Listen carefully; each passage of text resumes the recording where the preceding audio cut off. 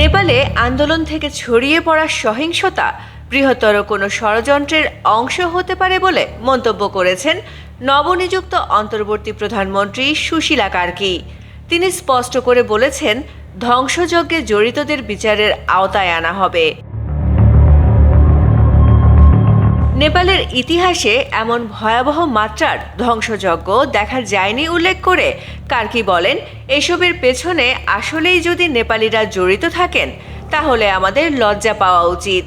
তবে এটা কোনো বৃহত্তর ষড়যন্ত্রের অংশ হতে পারে। রবিবার সিংহদরবারে নিজের নতুন কার্যালয়ের দায়িত্ব আনুষ্ঠানিকভাবে বুঝে নেওয়ার সময় জ্যেষ্ঠ সরকারি কর্মকর্তাদের উপস্থিতিতে প্রধানমন্ত্রী কার্কি এসব কথা বলেন।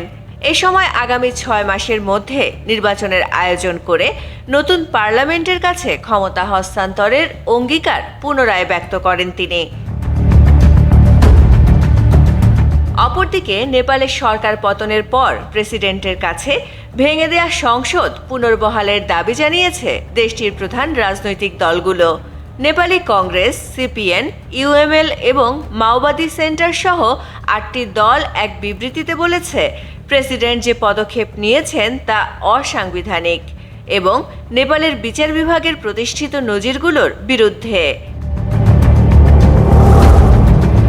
নবনিযুক্ত প্রধানমন্ত্রী সুশীলা কার্কির পরামর্শে শুক্রবার president Paudel house of representative ভেঙে দেন।